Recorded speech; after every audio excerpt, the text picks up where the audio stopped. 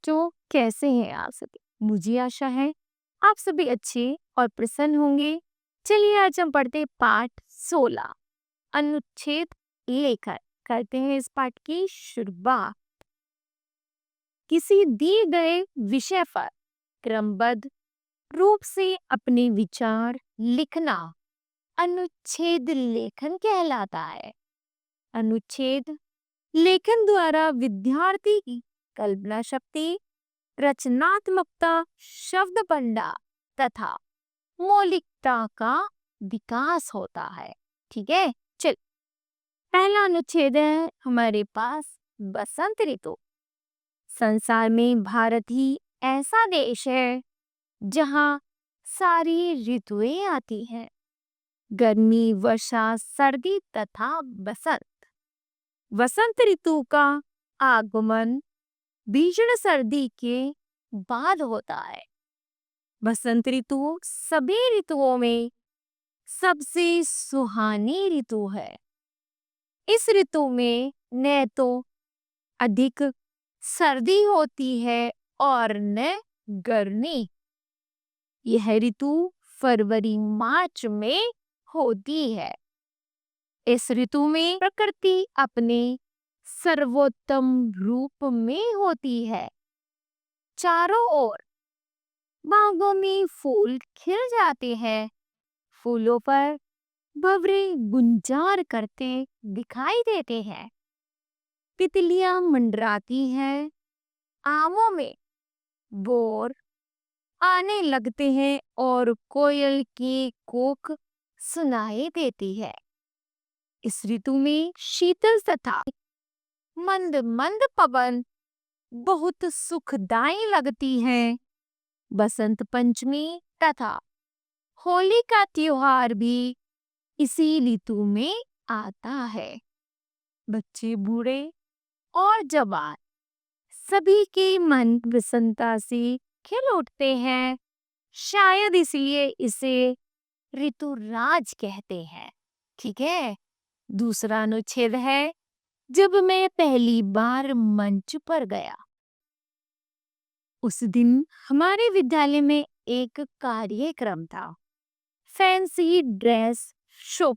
सब बच्चे इसमें भाग ले रहे थे। कोई गांधी जी बना था, तो कोई डाकिया, कोई सब्जी वाला, तो कोई डॉक्टर बनकर आया, तो कोई सैनिक की वर्दी में आया था। मेरी माँ ने मुझे टमाटर बनाया, मेरे लिए लाल कपड़े खरीदे। चाट पर एक बड़ा सा टमाटर बनाकर मेरे पेट पर बांध दिया। सिर पर हरी टोपी पहनाई। मुझे मंच पर जाकर टमाटर की कविता सुनानी थी। जैसे ही मैं मंच पर चढ़ा, मेरे पैर किसी चीज से अटक गया और मैं लुढ़क गया। सभी हंसने लगे पर मैं रोने लगा। मेरी अध्यापिका बोली, देखो देखो टमाटर लुढ़क रहा है। लोग तालियां बजाने लगे। शो की समाप्ति पर पुरस्कारों की घोषणा हुई और मुझे दूसरा पुरस्कार मिला। मैं बहुत खुश था। मंच पर जाने का यह पहला अनुभव मैं कभी नहीं भूल सकता। इस तरह बच्चों, यह कहानी है। आगे कुछ और कहानी है, जैसे पुस्तकालय की। चलिए लिखते हैं इस पर कुछ अपने वाक्य। पुस्तकें ज्ञान का भंडार होती हैं। विद्यार्थी का पुस्तकों से गहरा संबंध होता है।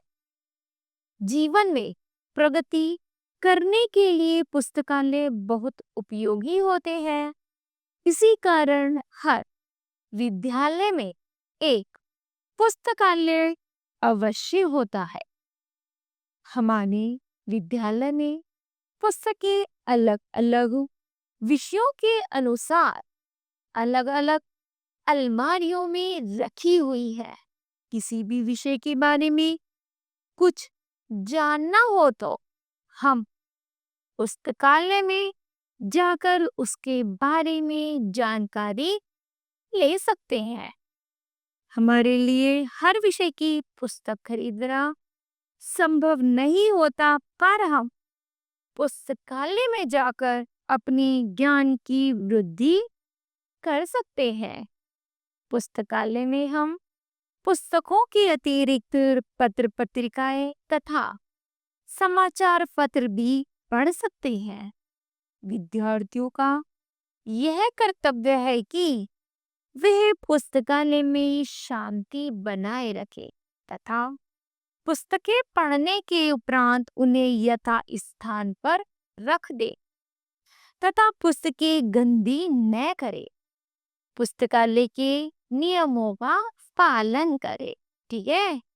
आगे है कंप्यूटर। आज का युग विज्ञान का युग है। वर्तमान समय में विज्ञान ने हमें कंप्यूटर के रूप में एक अनमोल उपहार दिया है। आज जीवन के हर क्षेत्र में कंप्यूटर का उपयोग हो रहा है। जो काम मनुष्य पहले हाथ से करता था, आज वही काम कंप्यूटर द्वारा किए जा रहे हैं। कंप्यूटर का उपयोग दिनों दिन बढ़ता जा रहा है। कंप्यूटर ने दुनिया को बहुत छोटा सा कर दिया है, बहुत छोटा कर दिया है। इंटरनेट द्वारा गूगल, मोजिला आदि वेबसाइट पर दुनिया भर की जानकारी घर बैठे ही प्राप्त की जा सकती है।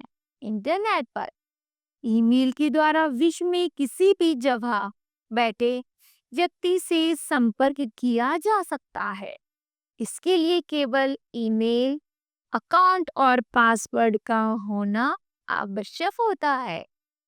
कंप्यूटर मनोरंजन का भी एक महत्वपूर्ण साधन है।